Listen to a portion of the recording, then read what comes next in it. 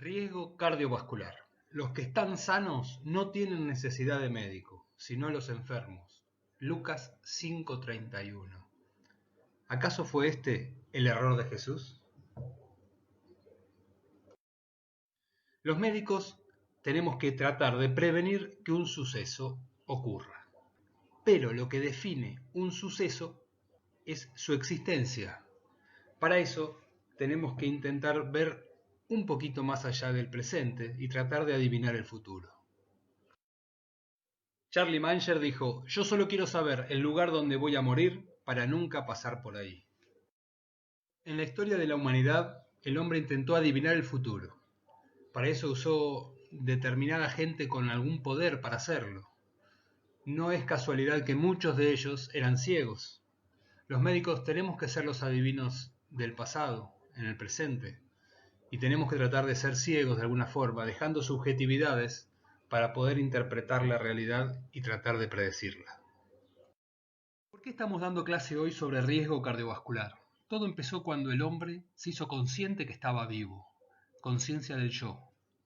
Inmediatamente surgió el concepto de lo que era mío, y posteriormente el miedo a perder eso mío. Entonces, para algo tan valioso como la vida, que no hay una segunda oportunidad, lo mejor es prevenir. Para prevenir, no hay otra opción que tratar de ver más allá del hoy. Como los seres humanos no tenemos la capacidad de ver el futuro, se nos activa una angustia y una incertidumbre muy grande, y desde épocas muy antiguas que estamos obsesionados con adivinar o predecir el futuro. Hay muchos métodos que intentó el ser humano para hacerlo. Un método organizado y ordenado para reducir la incertidumbre es la ciencia. Y así fue que en nuestra búsqueda de prevenir enfermedades y muerte, definimos lo que era un factor de riesgo. Según la Organización Mundial de la Salud, un factor de riesgo es cualquier rasgo, característica o exposición de un individuo que aumente su probabilidad de sufrir una enfermedad o lesión. Fue en los años 60 donde se aplicaron programas masivos de prevención de enfermedades infectocontagiosas a través de la vacunación, con resultados espectaculares, pero descuidamos nuestra alimentación y nuestros hábitos, lo que conllevó una epidemia de sobrepeso, obesidad, diabetes y enfermedad cardiovascular jamás antes vista. ¿Qué pasó con las publicaciones científicas para prevenir estas enfermedades que estaban empezando a acontecer? Podemos observar cómo con el correr del tiempo comenzó a aumentar el número de publicaciones en lo que se refiere a prevención de enfermedades cardíacas. La misma curva se observa con otras enfermedades. Tenemos acá uno de los primeros trabajos en prevención de riesgo cardiovascular, publicado en el año 1969. A fines de 1960, cuando los científicos comenzaron a correlacionar distintas sustancias en la sangre con hipertensión y con respuesta al estrés. Este es uno de los primeros trabajos de correlación entre catecolaminas e hipertensión ante un estrés. En el año 1972 se relacionó hipertensión arterial con angiotensina en animales y posterior desarrollo de aterosclerosis. Herman publicó en el 72 este estudio sobre la población aborigen masái, una tribu que se alimentaba principalmente de leche y carne, y la conclusión de su estudio es que tenían muy pocos eventos cardiovasculares, tenían engrosadas las paredes del endotelio, y relacionó hipertensión con ACV, altos valores de lípidos con ataque cardíaco, y él supuso que era la gran actividad física la que los protegía de los eventos cardiovasculares. En 1972 se publicó este trabajo donde daba recomendaciones para prevenir enfermedades. Este tal vez fue uno de los primeros trabajos donde nacía la medicina preventiva. En el año 1976 relacionaron hipertensión arterial, obesidad, glucemias elevadas y aumento del colesterol sérico con enfermedad cardiovascular, pero no lograban explicar cómo se correlacionaban estas variables entre sí. Es el día de hoy donde los médicos actualmente tampoco logramos correlacionar estas variables entre sí. Tenemos tratamientos diferentes para la hipertensión, para los lípidos, tenemos guías diferentes y tenemos sociedades científicas diferentes para estas patologías. Esta fue una breve historia de cómo se desarrollaron los factores de riesgo en ciencia.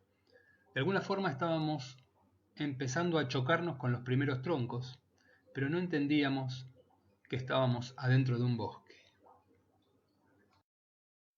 Por un momento vamos a mirar hacia donde miran todos. Vamos a ver cómo se calcula, en un modo resumido, el riesgo cardiovascular. Vamos a ver qué score de riesgo se utilizan, pero tenemos que entender, y el objetivo de esta clase es mirar para donde no miran todos, tratar de ver un poquito más allá.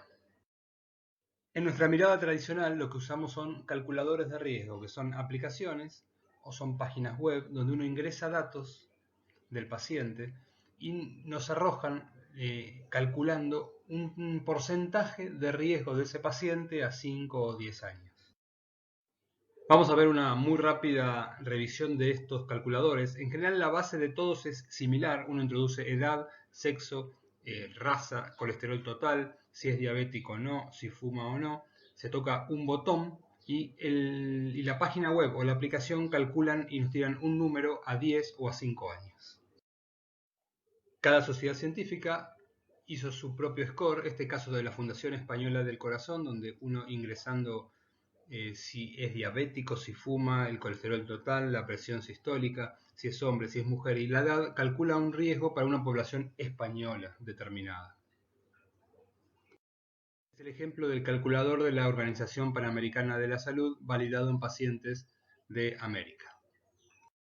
Algunos, como YouPrevent, son un poquito más complejos, incluyen subgrupos de pacientes. Encontramos calculadores que incluyen otras variables como si el paciente tiene migraña, si usa corticoides, disfunción eréctil, enfermedad mental. Estos se van actualizando año a año acorde a lo que se publica. Para terminar con los scores, hay demasiados, hay algunos sobre dislipemia heredofamiliar que calculan a 5 años. Uno de los más interesantes es el score de mesa. En este score se agrega un parámetro que es importante, que es el score de calcio. El score de calcio, a diferencia de los otros scores, nos está midiendo la acumulación en el tiempo de todos los factores de riesgo y nos ingresa un dato fuerte para tener presente. Los que hacemos medicina asistencial vemos que con todo este arsenal de predicción de riesgo no llegamos a tiempo. Entonces lo que tenemos que hacer es mirar un poquito abajo del agua, hacer un poquito usos tácticos para entender la enfermedad y tratar de predecirla usando otras herramientas por fuera de las tradicionales.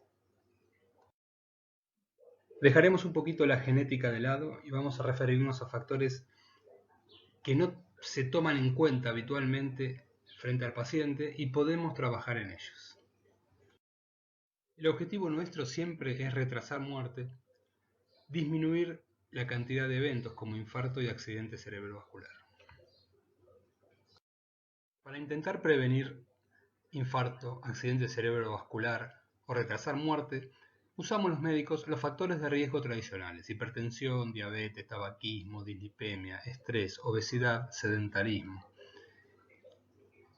Ninguno va a dudar en preguntar sobre estos factores de riesgo, buscarlos, interrogar, pero la pregunta que tenemos que hacerle es: ¿qué le causó a este paciente estos factores de riesgo?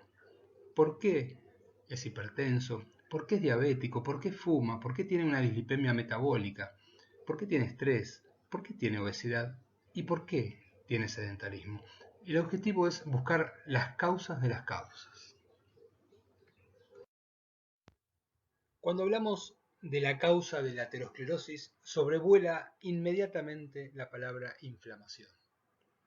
Los médicos creemos que la inflamación tiene que ver con la causa de la aterosclerosis. Pensamos que una vía, la vía inflamatoria, que se activa por algo, es la causa, cuando lo que deberíamos pensar es ¿qué está activando esa vía inflamatoria? ¿Por qué se activó? ¿Por qué se mantiene activa la vía inflamatoria? Es verdad que la inflamación participa de la aterosclerosis, pero jamás nos preguntamos por qué se activó la vía. Si bien los médicos logramos aunar en una entidad todos los factores de riesgo y lo llamamos síndrome metabólico, en nuestra práctica diaria esto no existe así. Cada uno es visto como una enfermedad, cada uno es tratada con tratamientos específicos, cada uno tiene su médico especialista, sus guías distintas e incluso sus sociedades científicas diferentes para cada una de estas entidades, sin entender que tal vez no sean enfermedades en sí mismas, sino manifestaciones de una misma enfermedad que es la que tenemos que descubrir. Pero tenemos muchas contradicciones en lo que hacemos a diario, y no siempre los factores de riesgo tradicionales nos explican la enfermedad. Ya desde el año 2002 veníamos notando que, por ejemplo, LDL no alcanza para explicar la aterosclerosis. Un reciente estudio en pacientes con infarto agudo de miocardio nos muestra que desde el año 2000 hasta la fecha, la incidencia de infartos sin factores de riesgo tradicional aumentó hasta el 23 a 25%.